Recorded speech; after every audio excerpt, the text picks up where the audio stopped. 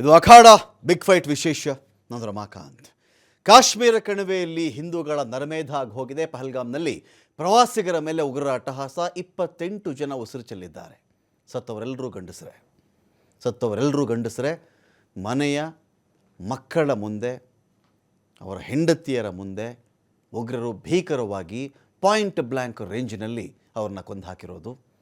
Mini Switzerland ಅಂತ ಹೇಳಿ ಪಹಲ್ಗಾಮ್ನ ಈ ಬೈಸರನ್ ವ್ಯಾಲಿನ ಕರೀತಾರೆ. ತುಂಬ ಜನ ಪ್ರೀತಿಯಿಂದ, ಹುಮ್ಮಸ್ಸಿನಿಂದ, ಖುಷಿಯಿಂದ ಈ ಪ್ಲೇಸ್ಗಳಿಗೆ ಹೋಗ್ತಾರೆ. ತುಂಬ ದಿನಗಳಾದಮೇಲೆ ನಮಗೆ ನೋಡ್ಲಿಕ್ಕೆ ಸಿಕ್ಕಿದೆ, ಟೆರರಿಸ್ಟ್ಗಳ ಕಾಟ ಇದ್ಮೇಲೆ ಇಲ್ಲ, ಇಲ್ಲಿ ವಿ ಆರ್ ಆಲ್ ಸೇಫ್ ಅನ್ನೋ ಒಂದು ಫೀಲಿಂಗ್ ಮೇಲೆ ಹೋಗ್ತಾರಲ್ಲಿ. ಆದರೆ ಹೋದವರು ಶವಪೆಟ್ಟಿಗೆಗಳಲ್ಲಿ ಮರಳುತ್ತಾ ಇದ್ದಾರೆ. ಕಾರಣ ಯಾರಿದಕ್ಕೆ? ಯಾರು ಕಾರಣ ಇದಕ್ಕೆ? ಯಾರನ್ನ ರೆಸ್ಪಾನ್ಸಿಬಲ್ ಮಾಡೋಣ? ಆಳುವ ಪಕ್ಷನ ರೆಸ್ಪಾನ್ಸಿಬಲ್ ಮಾಡೋಣವಾ? ಸಮುದಾಯವನ್ನು ರೆಸ್ಪಾನ್ಸಿಬಲ್ ಮಾಡೋಣವಾ? ಟೆರರಿಸ್ಟ್ಗಳನ್ನು ರೆಸ್ಪಾನ್ಸಿಬಲ್ ಮಾಡೋಣವಾ ಇದಕ್ಕೆ? ಅಥವಾ ಇಂಥ ಸಂದರ್ಭಗಳಲ್ಲಿ ಏನಾಗುತ್ತೆ ಅಂತ ಹೇಳಿದ್ರೆ, ಸ್ಥಳೀಯರ ಸಹಕಾರಗಳಿಲ್ಲದೆ ಇಂಥ ಕೃತ್ಯಗಳಾಗುವುದು ಕಷ್ಟ ಅಂತ ಕೆಲವರು ಹೇಳ್ತಾರೆ. ನಿಜವಾಗಿಯೂ ಪ್ರವಾಸಿಗರ ನೆರವಿಗೆ ಅದಾದ ಮೇಲೆ ಬಂದಂಥವರೇ ಸ್ಥಳೀಯರು ಅಂತ ಇನ್ನೊಂದಷ್ಟು ಜನ ಹೇಳ್ತಾರೆ. ಹೇಳಬೇಕಾಗಿರೋದು ಯಾರನ್ನ? ಕ್ವೆಶ್ಚನ್ ಮಾಡಬೇಕಾಗಿರೋದು ಯಾರನ್ನ? ಇದೇ ಕಾಶ್ಮೀರದಲ್ಲಿ ಇದೇ ಕಾಶ್ಮೀರಿ ಪಂಡಿತರು 2 ವರ್ಷಗಳ ಹಿಂದಿನಿಂದಲೂ ಕೂಡ ಒಂದು ಪ್ರತಿಭಟನೆ ಮಾಡ್ತಾ ಇದ್ದಾರೆ. ಏನಕ್ಕೆ ಅಂದರೆ, ನಾವು ಕೆಲಸಕ್ಕೆ ಹೋಗಲಿಕ್ಕೆ ನಮಗೆ ಸೆಕ್ಯೂರಿಟಿ ಇಲ್ಲ, ಸೆಕ್ಯೂರಿಟಿ ಕೊಡಿ ಅಂತ.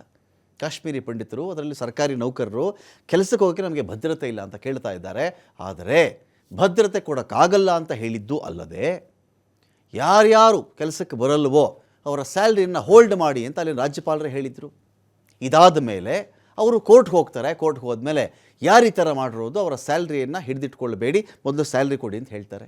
ಅಟ್ ದ ಸೇಮ್ ಟೈಮ್ ಸುಮಾರು 1,80,000 ಸೈನಿಕರನ್ನು ಈ ಭಾಗದಲ್ಲಿ ಕಟ್ ಆಫ್ ಮಾಡಿದ್ಯಾಕೆ? ಅಷ್ಟೊಂದು ಸೈನಿಕರ ಸಂಖ್ಯೆನ ಕಡಿಮೆ ಮಾಡಿದ್ಯಾಕೆ? ನಾವು ಹೇಳ್ತಿರೋದಲ್ಲ, ಇದು ಭಕ್ಷಿಯವರು ಹೇಳಿದಂಥ ಮಾತಿದು. ಕೆಲವರಿಗೆ ಅಗ್ನಿವೀರರ ಸ್ಕೀಮ್ ಬಗ್ಗೆ ಗೊತ್ತೇ ಇಲ್ಲ ಅಂತ ಅವ್ರು ಹೇಳ್ತಾರೆ. ಎಲ್ಲ ಸೈನಿಕರ ಮೇಲೆ ಹಾಕೋಣವಾ? ಆಯಿತು. ಇಂಟೆಲಿಜೆನ್ಸ್ ರಿಪೋರ್ಟ್ ಅಂತ ಒಂದು ಇರಬೇಕಲ್ಲ. ಪುಲ್ವಾಮಾ ಆದಮೇಲೂ ನಾವು ಎಚ್ಚೆತ್ತುಕೊಂಡಿಲ್ಲ ಅಂತ ಹೇಳಿದ್ರೆ, ಅವತ್ತು ಸೈನಿಕರು, ಇವತ್ತು ಸಾಮಾನ್ಯ ಜನರು.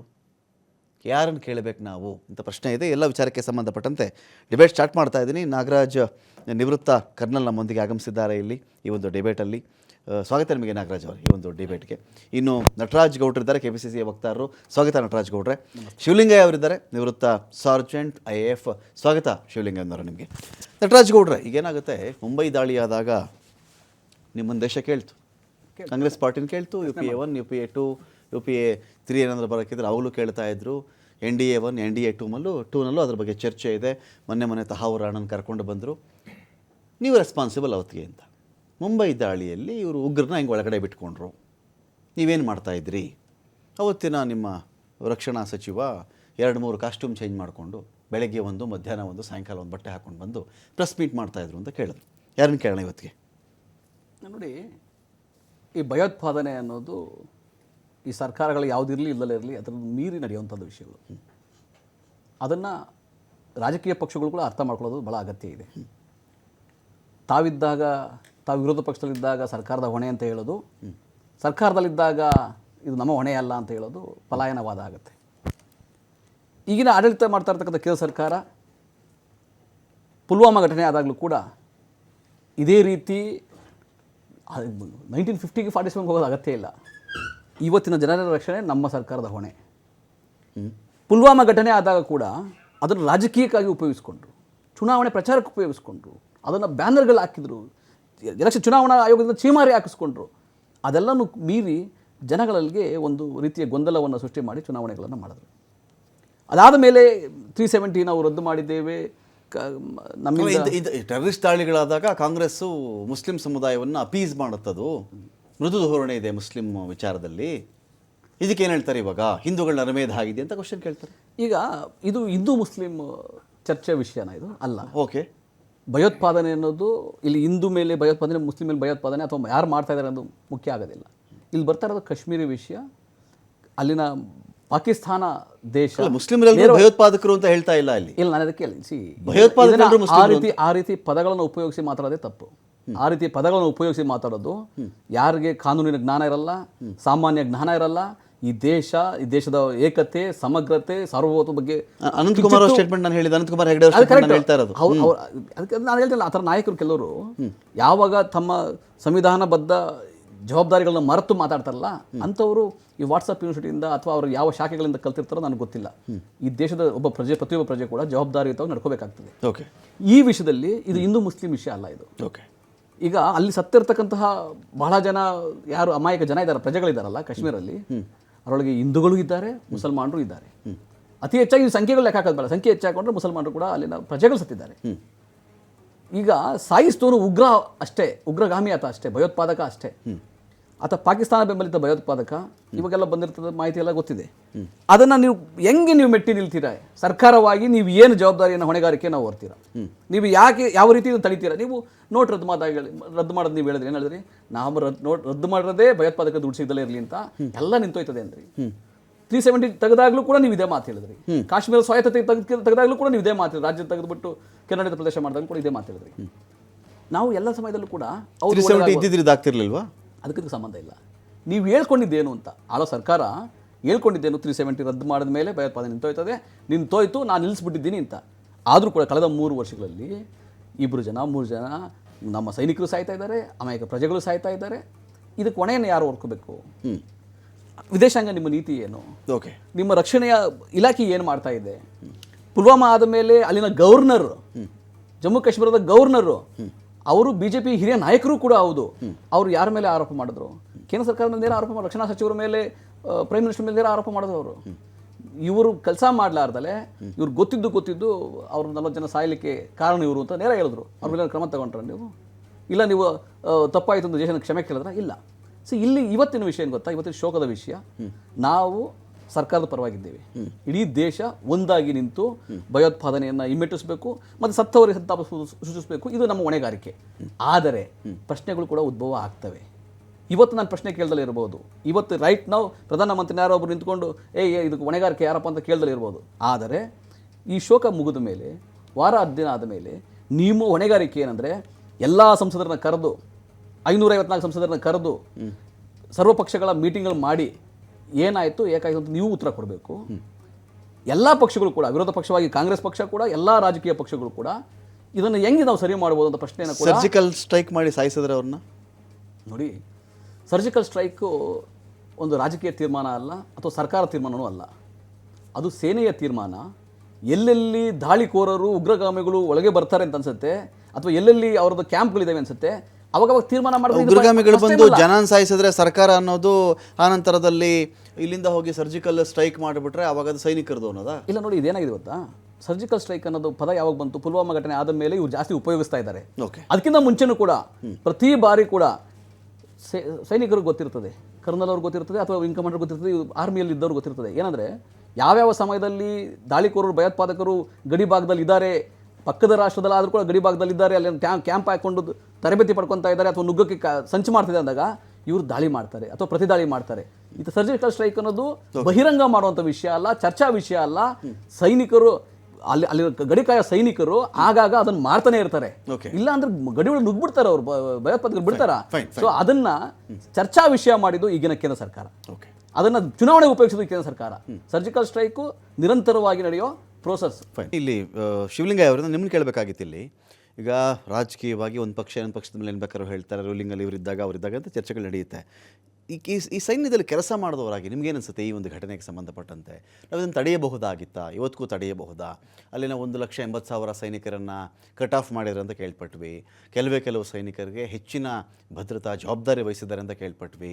ಕೆಲವರಿಗೆ ಅಗ್ನಿವೀರ್ ಸ್ಕೀಮ್ ಬಗ್ಗೆ ಗೊತ್ತೇ ಇರಲಿಲ್ಲ, ಕೆಲವು ದೊಡ್ಡ ದೊಡ್ಡ ಅಧಿಕಾರಿಗಳನ್ನ ಕೇಳಿ ಸ್ಕೀಮನ್ನೇ ಮಾಡಲಿಲ್ಲ. ಇಂಥದ್ದೆಲ್ಲ ಮಾತುಗಳು ಬರ್ತಾ ಇದೆಯಲ್ಲ, ನಿಮಗೇನು ಅನಿಸುತ್ತೆ ಜಮ್ಮು ಕಾಶ್ಮೀರ ಅಂದಾಗ ಅಂತ? ಈಗ ನೆನ್ನೆ ದಾಳಿಗೆ ನಾವು ಒಂದು 9 ತಿಂಗಳು 10 ತಿಂಗಳು ಹಿಂದಕ್ಕೆ ಹೋಗ್ಬೇಕು. ಇಲ್ಲಿ ಒಂದು 3 ಪಾಯಿಂಟ್ಸ್ ಪ್ರಚೋದನೆ ಬರುತ್ತೆ. ಮೊದಲನೇದು ಬಾಂಗ್ಲಾದೇಶದಲ್ಲಿ ಪ್ರಾರಂಭ ಆಯಿತು, ಅಮೆರಿಕದ ಅಧ್ಯಕ್ಷ ಬೈಡನ್ ಇದ್ದಾಗ. So they wanted to weaken us in South Asia. India South ಏಷ್ಯಾಗೆ ಲೀಡರ್ಶಿಪ್ ತಗೋಬಾರ್ದು, ಇವ್ರನ್ನ ವೀಕನ್ ಮಾಡಬೇಕು. ಅವ್ರು 71ಇಂದ ಅದನ್ನೇ ಮಾಡ್ತಾವ್ರೆ. ಸೊ ಬೈಡನ್ ಏನು ಮಾಡಿದ್ರು, ISIಗೆ CIA ಮುಖಾಂತರ ಕುಮ್ಮಕ್ಕೆ ಕೊಟ್ಟು ಬಾಂಗ್ಲಾದೇಶದಲ್ಲಿ ಶೇಖ್ ಹಸೀನಾನ ತೆಗೆದ್ರು.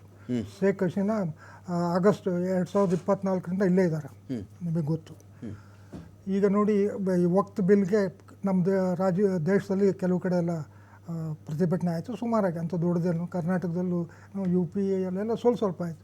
ವೆಸ್ಟ್ ಬೆಂಗಾಲಲ್ಲಿ ಯಾಕೆ ಅಷ್ಟೊಂದು ಆಯಿತು? ಪಕ್ಕದಲ್ಲೇ ಬಾಂಗ್ಲಾದೇಶ ಇದೆ. ಈಗ 45 ವರ್ಷ ಆದಮೇಲೆ 71 ವಾರಲ್ಲಿ ಎರಡು ಈಸ್ಟ್ ಪಾಕಿಸ್ತಾನ ಬಾಂಗ್ಲಾದೇಶ ಆಯಿತು, ಅವರಲ್ಲೇ ಉಳ್ಕೊಂಡ್ರು. ಸೊ ಇವರು ISIನವರು ಈಗ ಪೂರ್ತಿ ಇನ್ಫಿಲ್ಟ್ರೇಟ್ ಮಾಡಿದ್ರು. Okay. So it's A great danger for us. ಇದು ಒಂದು ಪ್ರವೊಕೇಶನ್. ISIನವರು ಬಾಂಗ್ಲಾದೇಶಕ್ಕೆ ಬಂದರು, ಈಗ ಅವರವ್ರದ್ದು ವಾಪಸ್ ಅವರವರಲ್ಲಿ ತುಂಬ ಸಂಪರ್ಕ ಎಲ್ಲ ನಡೀತಾ ಇತ್ತು. ಅಲ್ಲ, ಈ ವಿಷಯಗಳೆಲ್ಲ ನಾನು ಬರ್ತೀನಿ ಅಲ್ಲಿ 28 ಜನ ಸಾಯ್ಬೇಕಾಗಿತ್ತಾ ಈಗ ಅಂತ? ಸಮಸ್ಯೆ ಆಗಿದೆ, ಹಿಂಗೇನೋ ಆಗಬಹುದು, 28 ಜನ ಹೆಣ ಬೀಳಬೇಕಾಗಿತ್ತಾ ಇದು ಗೊತ್ತಾಗಕ್ಕೆ ಅಂತ? ಈಗ ಬರ್ತೀನಿ, ಒಂದು ನಿಮಿಷ.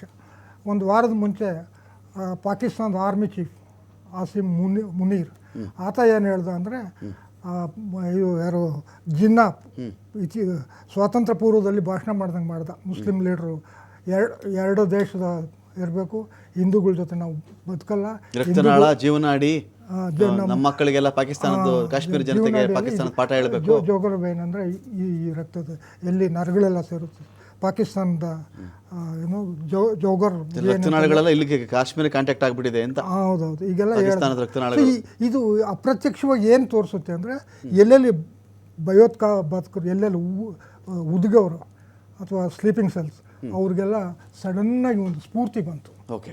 ಪಾಕಿಸ್ತಾನಿ ಆರ್ಮಿ ಚೀಫ್ ಹಿಂಗೆ ಹೇಳ್ತಾರೆ ಮಾಡಬೇಕು, ಜೋಶ್ ಅಪ್ರತ್ಯಕ್ಷವಾಗಿ ಬಂತು.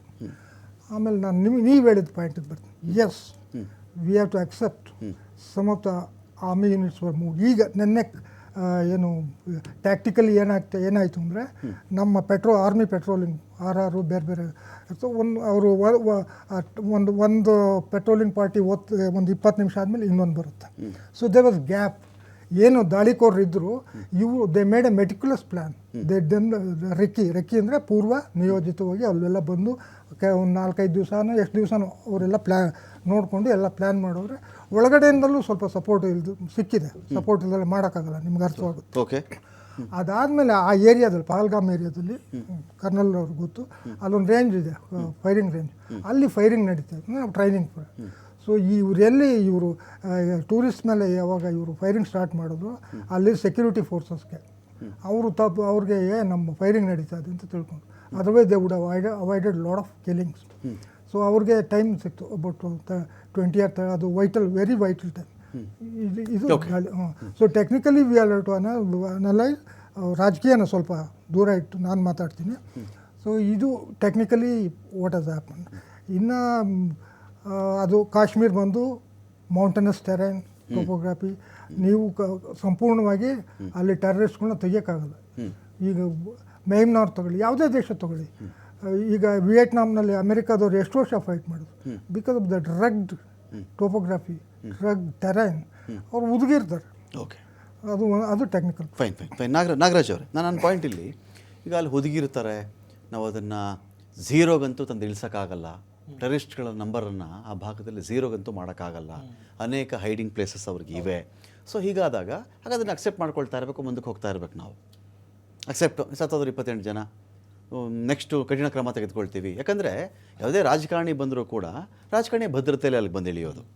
ಯಾರೋ 1-2 ದಿನ ಹೋಗ್ಬಿಟ್ಟಲ್ಲಿ ಲಾಲ್ ಚೌಕು ಅಲ್ಲಿ ಇಲ್ಲಿ ನಾನು ಹೊರಗಡೆ ಆರಾಮಾಗಿ ಟೀ ಕುಡಿಬೋದು. ಇವಾಗ ಅಂತ್ಯ ದೇಶದ ರಾಜಕಾರಣಿ ಅಲ್ಲಿ ಹೋಗ್ಬಿಟ್ಟು ಲಾಲ್ ಚೌಕಲ್ಲಿ ಹೀಗೆಲ್ಲ ಆರಾಮಾಗಿ ನಾನು ಟೀ ಕುಡಿದೆ, ಆ ಜನಗಳು ಮಾತಾಡಿಸ್ತೆ ಅಂತ ಹೇಳಿದ ತಕ್ಷಣ ನಾವು ಈ ಕಡೆ ಭಾಗದವ್ರು ಇಡೀ ಭಾರತ ಕೊಡೋ ಮೆಸೇಜ್ ಏನು ಅಂದರೆ, Kashmir and Jammu is safe for us now ಅಂತೇಳಿ. ಈಗ ಅದು ನಮಗೆ ಬಹಳ ಸುರಕ್ಷಿತ ಪ್ರದೇಶ ಅಂತ ಒಂದು ಫೀಲ್ ಗುಡ್ ಫ್ಯಾಕ್ಟರ್ ಕೊಡ್ತಾರೆ.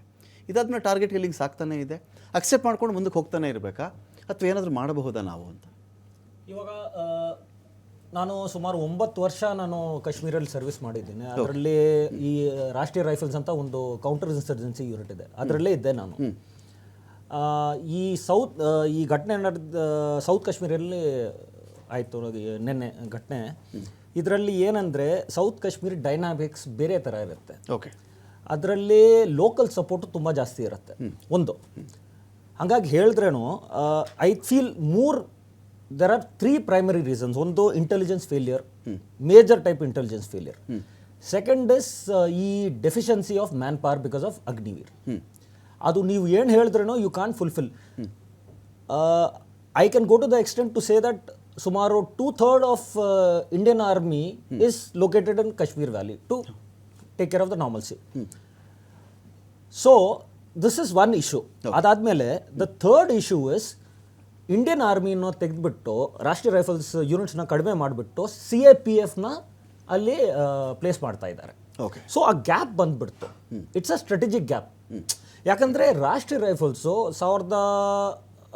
ಆಲ್ಮೋಸ್ಟ್ 1990ಇಂದ they have been effectively doing operations in valley. Okay. And they know the way how operations have to be done. CAPF COBRA, ಇವಾಗ ನೀವು ನ್ಯೂಸಲ್ಲಿ you would have heard COBRA unit ಅಂತ. COBRA ಅಂದರೆ composite battalion for resolutive action, CRPF battalion. ಅವ್ರದ್ದೇನು expertise ಅಂದರೆ ಅವ್ರು Jharkhand Maoist ಏರಿಯಲ್ಲಿ experience ಅವ್ರದ್ದು. ಓಕೆ. ಅವ್ರನ್ನ ತೆಗೆದ್ಬಿಟ್ಟು ನೀವು ಕಾಶ್ಮೀರಲ್ಲಿ ಹಾಕಿದ್ರೆ ಕಾಶ್ಮೀರ್ ಡೆಮೋಗ್ರಫಿ ಆ್ಯಂಡ್ ಡೈನಾಮಿಕ್ಸ್ ಬೇರೆ ಥರ. ಓಕೆ. ಲೋಕಲ್ ಸಪೋರ್ಟು ಇರುತ್ತೆ, ಪ್ಲಸ್ ಹೈಡೌಟ್ಸ್ ಇರುತ್ತೆ, ಆ ಕಾಡುಗಳು, ಆ ಅರಣ್ಯ ಮತ್ತು ಪರ್ವತ ಬೇರೆ ಥರ ಇರುತ್ತೆ. ಸೌತ್ ಕಾಶ್ಮೀರ್ ರೇಂಜಲ್ಲಿ ಪೀರ್ ಪಂಜಾಲ್ ರೇಂಜಿಂದ ಅವರು ಇನ್ಫಿಲ್ಟ್ರೇಟ್ ಮಾಡ್ತಾರೆ. ಓಕೆ. ಸೊ ಅದೆಲ್ಲ ಡೈನಾಮಿಕ್ಸ್ ಗೊತ್ತಾಗಬೇಕು. ಯಾರು ಗೊತ್ತು, ಇದು RR ಅಂತ ಒಂದು ಫಾರ್ಮೇಷನ್ ಇದೆ. ಆ ಫಾರ್ಮೇಷನು ಪ್ರತಿದಿನ ಅವ್ರು ಪೆಟ್ರೋಲಿಂಗು ಆಪರೇಷನ್ಸ್ ಮಾಡ್ತಾರೆ, ಅವ್ರಿಗೆ ಗೊತ್ತು. Okay. ನಾವು if you take out RR and you place CAPF, there is a void, strategic void. ಇವಾಗ ಇವರು ಶಿವಲಿಂಗಯ್ಯ ಅವರು ಹೇಳಿದ್ರು, there firing was going on, patrolling ಆಗ್ತಾ ಇತ್ತು. ನಾನು ಅಲ್ಲಿ ಪೆಲ್ಗಾಮಲ್ಲಿ ಲಿಡ್ಡರ್ ರಿವರ್ ಅಂತ ಇದ್ದೆ, ಮತ್ತು ಬೇತಾಬ್ ವ್ಯಾಲಿ ಇನ್ನೊಂದು ಪ್ಲೇಸ್ ಇದೆ. I been to both the places I operated. Kamala one forest ಅಂತ ಒಂದು ಫಾರೆಸ್ಟ್ ರೇಂಜ್ ಇದೆ, ಒಂದು ಪರ್ವತ. ಅಲ್ಲಿಂದ ನೀವು ರೋಲ್ ಡೌನ್ ಮಾಡಿಬಿಟ್ಟು ಕೆಳಗಡೆ ಆಪರೇಷನ್ ಮಾಡಿಬಿಟ್ಟು ಬರಬೇಕು. ನಾನು let me tell you very clearly, it is very difficult and humanly impossible even for 1000 men okay. to cover and search every area clearly. Okay. For 1000 men, a battalion, if it inducts into 1 kilometer, ಸುಮಾರು 1 kilometer ಅಲ್ಲಿ induct ಆದ್ರೇನು ತುಂಬ ಕಷ್ಟ ಹಿಡಿಯೋಕೆ. ಹೈಡೌಟ್ ಎಲ್ಲಿದೆ, okay, ಎಲ್ಲಿ ಅವರು ಇದಾರಂತ, it's very difficult. ಇದರಲ್ಲಿ ವಿಂಟರ್ ಟೈಮಲ್ಲಿ ಹೋಗೋದು it is very difficult, next to impossible ಅಂತ. Okay. So having said that, ನಾವು what should have been done to increase the force. ಇವಾಗ ಏನಾಗಿದೆ, we have reduce the force. Okay. So that is one major issue. Intelligence failure ಕಾಶ್ಮೀರಲ್ಲಿ, I tell you the agencies which are there. IB, there is this RAW, Jammu and Kashmir SOG, Special Operations Group, Military Intelligence, Air Force Intelligence, Marcos, Marine Commandos ಎಲ್ಲ ಇದ್ದಾರೆ. But this is the outcome. ಅಂದರೆ that means there has been an intelligence failure. Nataraj ಗೌಡ್ರೆ, ನಿನ್ನೆ ನಾವು social media ಗಮನಿಸ್ತಾ ಇದ್ವಿ.